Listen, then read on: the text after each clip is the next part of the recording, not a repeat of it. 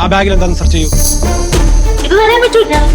അയ്യോ എന്റെ സാറേ, ഇത് 5-6 പഴയ സാരിയാ. നോക്കട്ടെ. അവിടെ വെച്ചു കൊടുക്കും കൊച്ചമ്മനെ, അവര് നോക്കിക്കോട്ടെ. സെർച്ച് ചെയ്യൂ. എന്തോത്തിനാണ്? കൊള്ളാല്ല.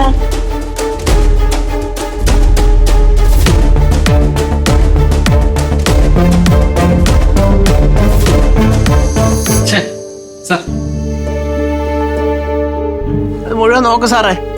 എല്ലാം ഒന്ന് ശരിക്കും നോക്കിയ ചേട്ടാ. അദ്ദേഹം പറഞ്ഞല്ലോ എല്ലാം നോക്കിയാട്ടെ. സാർ ഇതിനകത്തൊന്നും ഇല്ല. ഒന്നും കിട്ടിയില്ല sir. Sorry madam, I think it was A wrong information.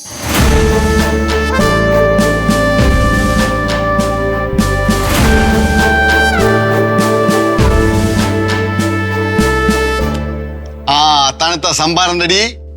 അയ്യോ, ലക്ഷ്മി കുഞ്ഞിന്റെ ഫ്രണ്ട്സൊക്കെ അങ്ങ് പോയാ? ലക്ഷ്മി കുഞ്ഞിന്റെ ഫ്രണ്ട്സുകളൊക്കെ എങ്ങോട്ട് പോയിന്ന്? എന്റെ ഫ്രണ്ട്സ് ആണെന്ന് ഞാൻ എപ്പോ പറഞ്ഞു? എനിക്ക് അവരെ അറിയത്തൊന്നുമില്ല. പിന്നെ ഫ്രണ്ട്സ് എല്ലാവരും ഞാൻ കണ്ടില്ലേ നിങ്ങൾ തമ്മിൽ സംസാരിക്കുന്നത്? എന്റെ അമ്മയുടെ ഞാൻ കണ്ടതാണ് കൊച്ചമ്മ.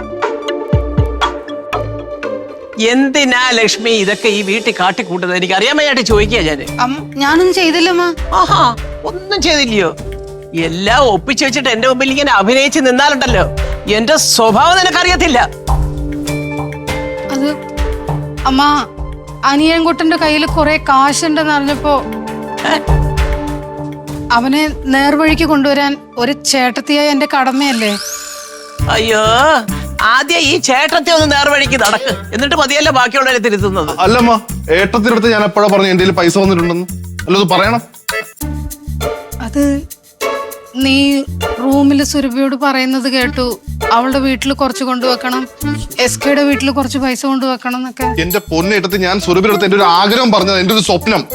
ബിസിനസ് തുടങ്ങി എന്തെങ്കിലും കാശ് കൈ വരുവാണെങ്കിൽ എവിടെയെങ്കിലും ഒക്കെ കൊണ്ട് മാറ്റി വെക്കണമെന്ന്. ഇതൊന്നും റിയൽ അല്ല. സ്വപ്നായിരുന്ന, പക്ഷേ ഞാൻ എല്ലാം കൂടെ കൂട്ടി വായിച്ചപ്പോ റിയൽ ആണെന്ന് വിചാരിച്ചു. വല്ലാത്ത കൂട്ടി വായ്പായി പോയി കുഞ്ഞെ. കൂട്ടാൻ അറിയാവുന്നല്ലേ വായിക്കാൻ അറിയൂ. അക്കാ, നിങ്ങളൊരു മൂർഖൻ പാമ്പിനാണ് ഇത്രയും നാളും പാല് കൊടുത്ത് വളർത്തിക്കൊണ്ടിരുന്നത് കേട്ടാ. ഒന്ന് സൂക്ഷിച്ചോ.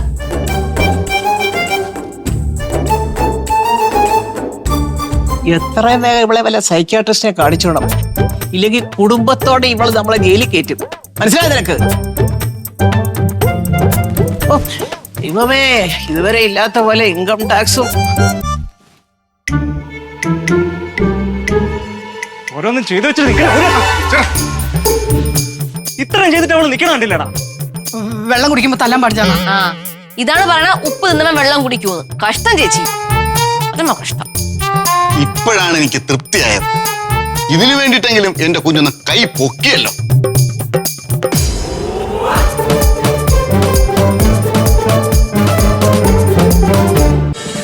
ഫ്ലവേഴ്സ് ഒരുക്കുന്ന കാഴ്ച വസന്തം യൂട്യൂബിൽ പ്രേക്ഷകർക്ക് ലൈവായി കാണാം.